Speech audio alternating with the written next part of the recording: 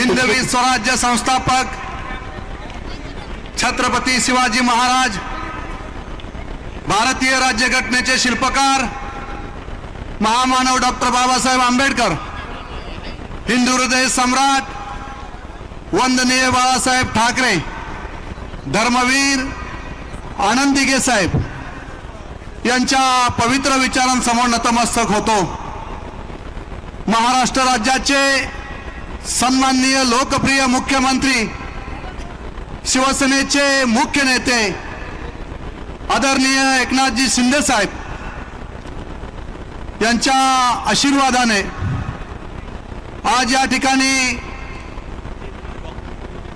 जो लोकार्पण सोहळा या ठिकाणी संपन्न होत आहे आणि या सोहळ्याला उपस्थित असणारे आपल्या साऱ्यांना मार्गदर्शन करणारे सन्माननीय महाराष्ट्र राज्याचे मुख्यमंत्री एकनाथजी शिंदे साहेबांचं सर्वप्रथम या ठिकाणी स्वागत करतो। त्यानंतर मावळ मतदारसंघाचे संसद रत्न पुरस्काराने 5 वेळा सन्मानित केलेले आमचे मावळचे लोकप्रिय खासदार सन्माननीय श्रीरंगप्पा बारणे साहेब यांचंही या ठिकाणी स्वागत करतो। रायगडची तोप म्हणून ज्यांच्याकडे संपूर्ण महाराष्ट्र पाहतो ते आमचे विधानसभेतील सदस्य आणि माझे राजकीय खऱ्या अर्थाने गुरु म्हणून आम्हाला सहकार्य करणारे, सल्ला देणारे आदरणीय भरत शेठ गोगावले यांचंही या ठिकाणी स्वागत करतो। माझा सहकारी अलिबागचे आमदार सन्माननीय महेंद्र शेठ दलवी यांचंही या ठिकाणी स्वागत करतो आणि मुंबईचे आपले आमदार सन्माननीय सदाभाऊ सरवणकर यांचंही या ठिकाणी स्वागत करतो। महाडचा आमचा युवा सेनेचा युवा अधिकारी विकास गोगावले, त्यानंतर आमचे शिवसेनेचे सर्वच व्यासपीठावर उपस्थित असणारे पदाधिकारी आणि खऱ्या अर्थाने वारकरी संप्रदायाला या मतदारसंघातून ते पंढरपूर आळंदीपर्यंत सांप्रदायिक वारसा देणारे आमचे गुरुवर्य राणे महाराज असतील, गुरुवर्य रामदास महाराज, गुरुवर्य जाधव महाराज, गुरुवर्य लांबे महाराज, गुरुवर्य मांडे महाराज, गुरुवर्य देशमुख महाराज, गुरुवर्य वारकरी संप्रदायाचे सर्व संत सज्जन मंडळी, आरपीआयचे माझे दोन्ही सहकारी या ठिकाणी राहुलजी डाळिंबकर आणि त्यानंतर आरपीआयचे जिल्हा अध्यक्ष असणारा माझा सहकारी मित्र नरेंद्रजी गायकवाड आणि बीजेपीचे सगळे माझे सहकारी आणि या ठिकाणी मोठ्या संख्येने उपस्थित असणारे माझे सर्व शिवसैनिक, सर्व श्री सदस्य आणि तमाम वारकरी संप्रदायांना मी मनापासून या ठिकाणी मानाचा जय महाराष्ट्र या ठिकाणी घालतो।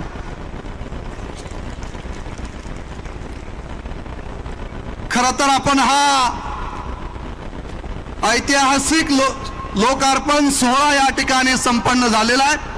आदरणीय राज्याचे मुख्यमंत्र्यांच्या शुभ हस्ते आपण या ठिकाणी पाहत आलेला आहात की कर्जतचं असणारं ते प्रवेशद्वार, या ऐतिहासिक प्रवेशद्वाराला आपण त्या ठिकाणी महाराष्ट्र भूषण तीर्थरूप नानासाहेब धर्माधिकाऱ्यांचं त्या ठिकाणी नाव देण्यात आलेलं आहे आणि त्या प्रवेशद्वाराचा लोकार्पण सोहळा आदरणीय राज्याचे मुख्यमंत्र्यांच्या हस्ते या ठिकाणी संपन्न झाला। त्यानंतर आपण पाहिलं की त्या ठिकाणी आपण कर्जतमध्ये प्रति पंढरपूर आणि आळंदी हे दोन्ही तीर्थक्षेत्र आपण त्या ठिकाणी एकत्रपणे संगम करण्याचा प्रयत्न केला। चंद्रभागा आणि इंद्रायणी यांचा संगम त्या ठिकाणी उल्हास नदीच्या काठावर महाराष्ट्रातली सर्वात मोठी विठ्ठलाची मूर्ती 52 फूट आपण त्या ठिकाणी उभारली। त्या विठ्ठलाच्या मूर्तीचा लोकार्पण सोहळा आपण त्या ठिकाणी पाहिला। त्यानंतर रायगड ही खऱ्या अर्थाने छत्रपती शिवाजी महाराज यांच्या पदस्पर्शाने पावन झालेली ही भूमी,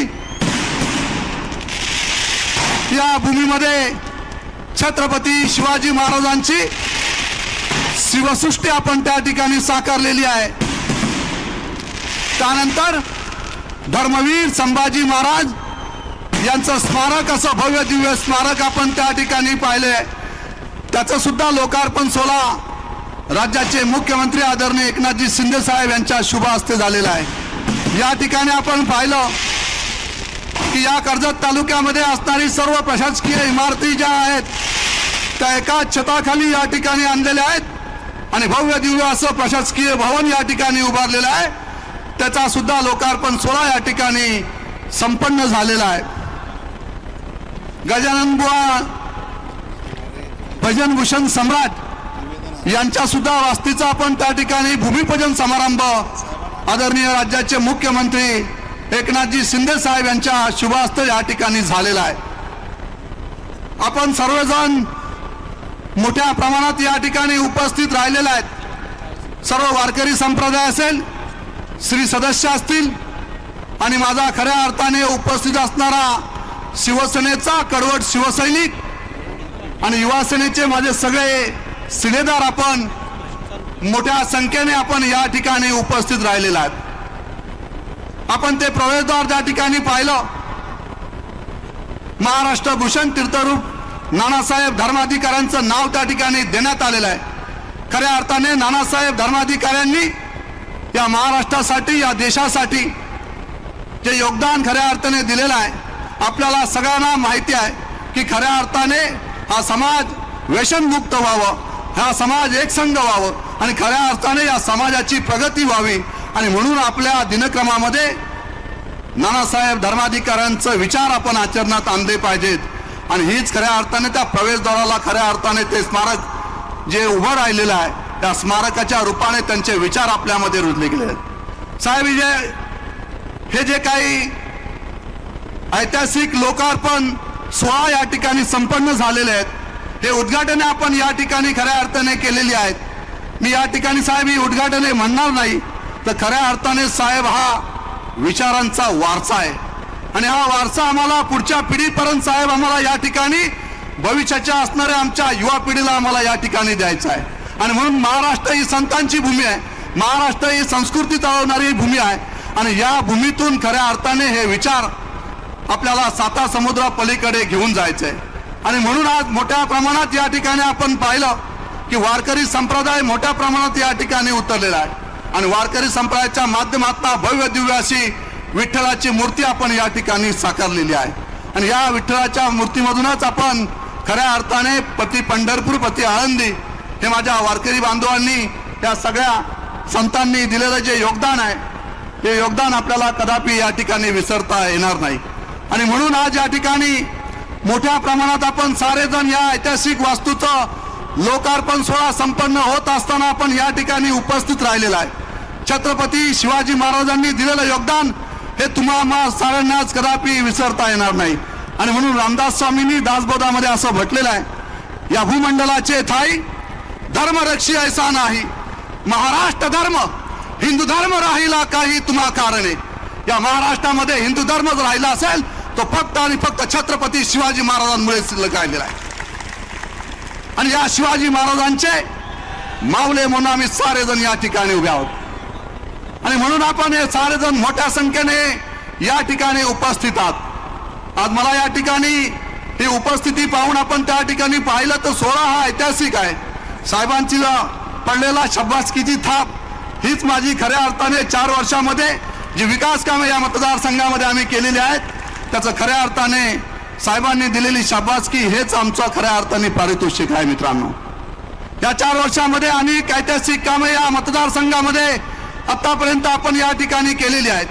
जवळजवळ साहेब 4 वर्षामध्ये 800 कोटी रुपयाचा निधी या मतदारसंघामध्ये आतापर्यंत आपण आणलेला आहे.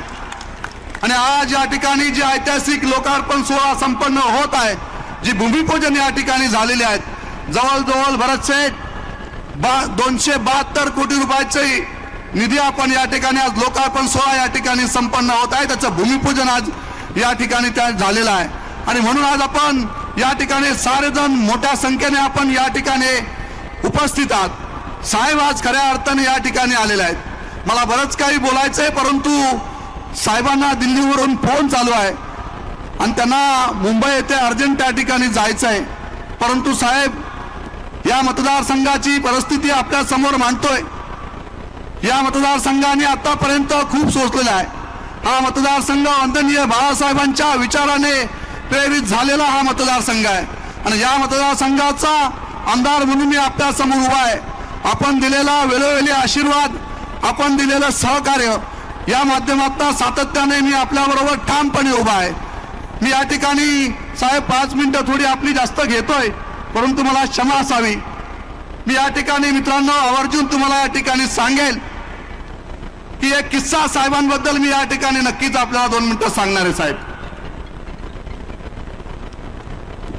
20 जूनचा तो दिवस होता।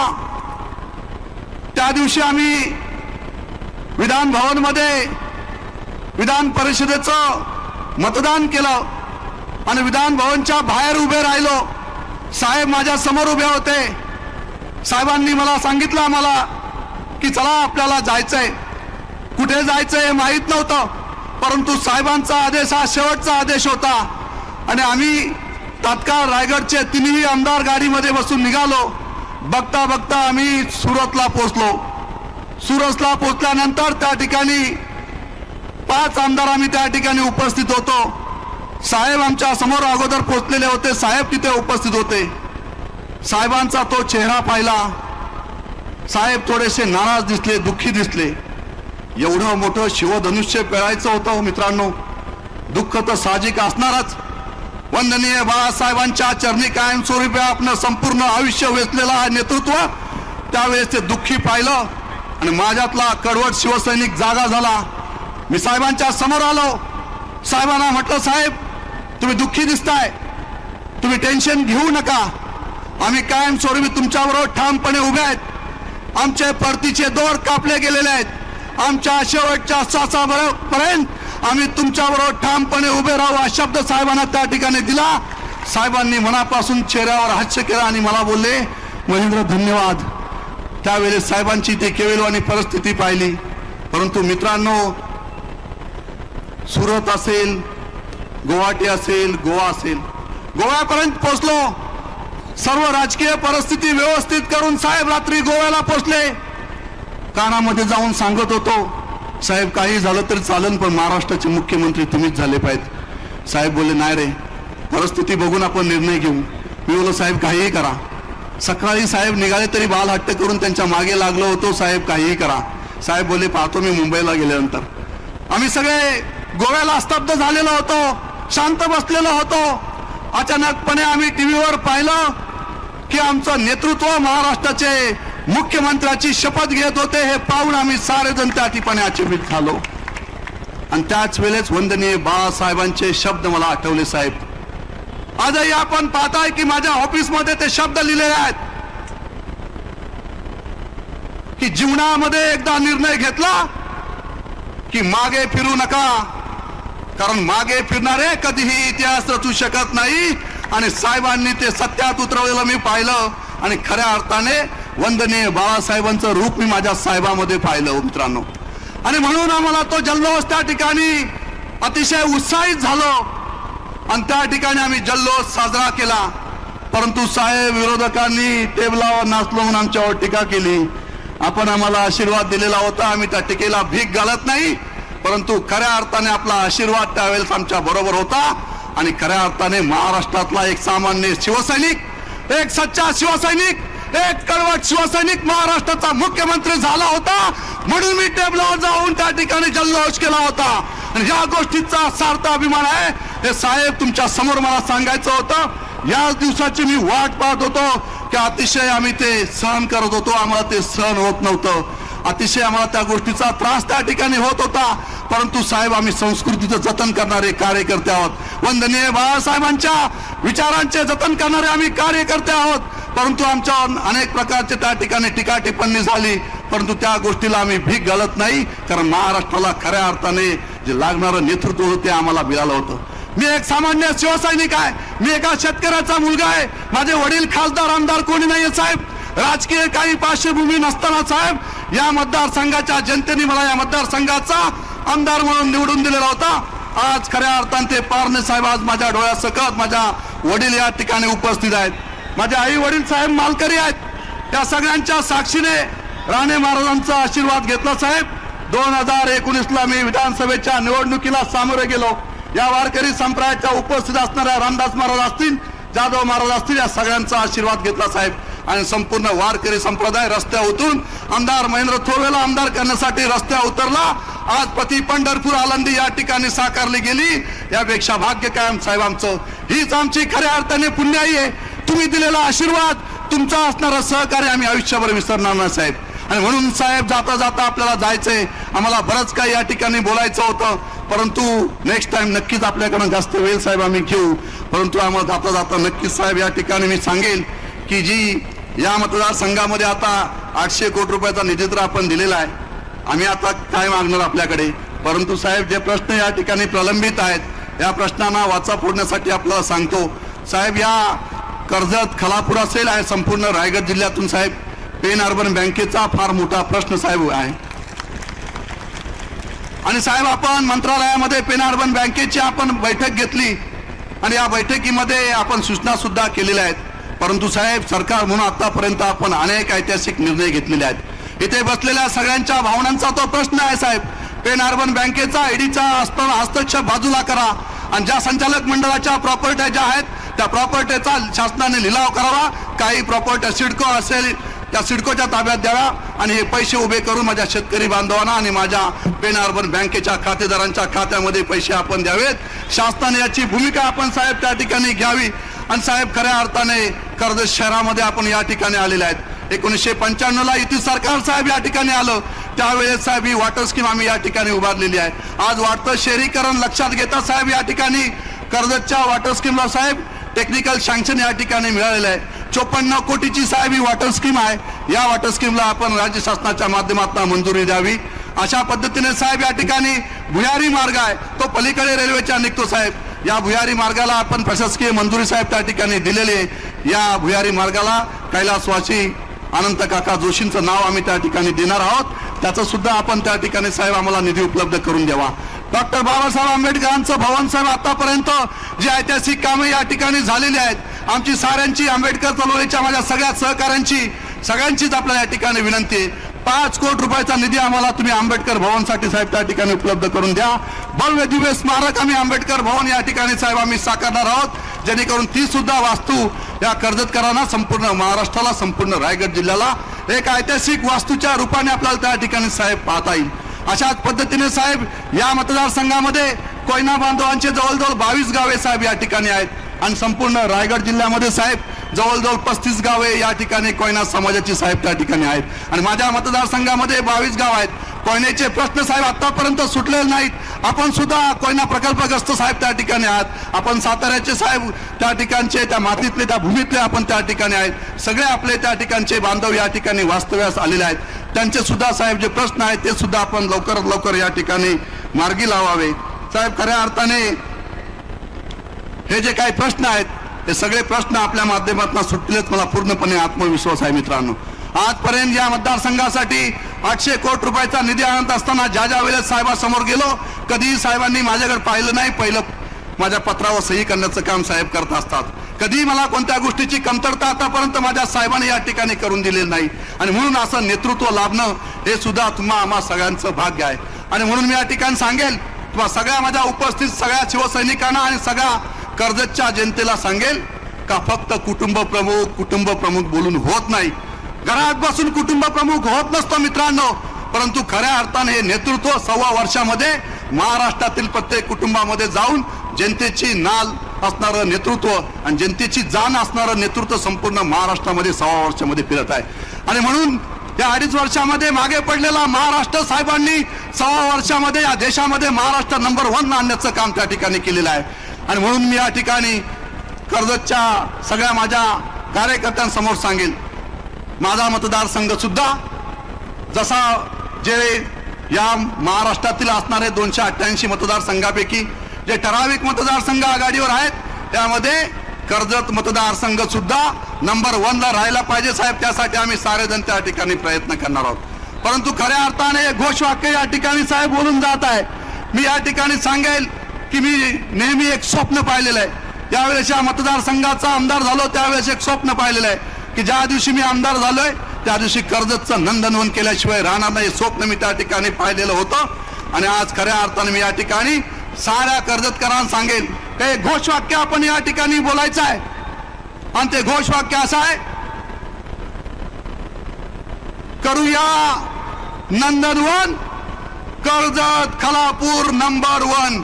ही घोषवाक्य देऊन आपण खऱ्या अर्थाने कर्जतच्या विकासाला भविष्यामध्ये सुद्धा चालना देण्याचं काम आपण त्या ठिकाणी करणार आहोत. या ठिकाणी कर्जतला साहेब अजून एक आमची महत्वाची मागणी आहे की 100 बेडचं साहेब हॉस्पिटल या ठिकाणी त्या ठिकाणी आम्हाला साहेब उभारून द्या.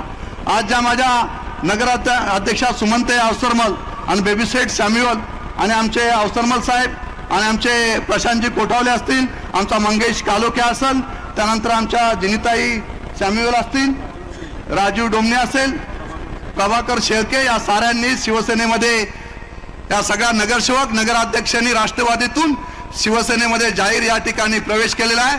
या सर्वांचं मनापासून या ठिकाणी स्वागत करतो. आणि साहेब जाता जाता एवढंच सांगेल, 2 मिनिटं फक्त साहेब. साहेब हे कर्जतचं जे पोलीस ग्राउंड आहे आपल्याला दिसतं ना, हे साहेब कर्जतचं ऐतिहासिक पोलीस ग्राउंड आहे साहेब. या पोलीस ग्राउंडवर अनेक ऐतिहासिक सभा आतापर्यंत साहेब या ठिकाणी झालेल्या आहेत. अनेक सभा या ठिकाणी साहेब झालेल्या आहेत. काही सभांना अभूतपूर्व सभा म्हणून संबोधलं गेलेलं आहे. परंतु मी साहेब या ठिकाणी सांगेल, अभूतपूर्व शब्द सुद्धा कमी आहे. याची उपस्थित असणारी ही सभा जी आहे ही या पोलीस ग्राउंडवरची सभा, ही ऐतिहासिक सभा, न भूतो न भविष्यती अशी सभा साहेब या ठिकाणी झालेली आहे. आणि ही खऱ्या अर्थाने शिवसेनेचा वारसा जपण्याचं काम, ह्या शिवसेनेच्या विचारांचा वारसा जपण्याचं काम आम्ही सारेजण एकत्रपणे करू आणि शिंदे साहेबांचं हात बलकट करण्याचं काम आम्ही एकत्रपणे येऊन करू. आणि आज सगळ्यांना मनापासून उपस्थित असणाऱ्या साऱ्यांना मनापासून या ठिकाणी जय महाराष्ट्र करतो. उपस्थित माझ्या सर्व सहकाऱ्यांना या ठिकाणी जय महाराष्ट्र करतो आणि या ठिकाणी आपली रजा घेतो. जय हिंद, जय महाराष्ट्र.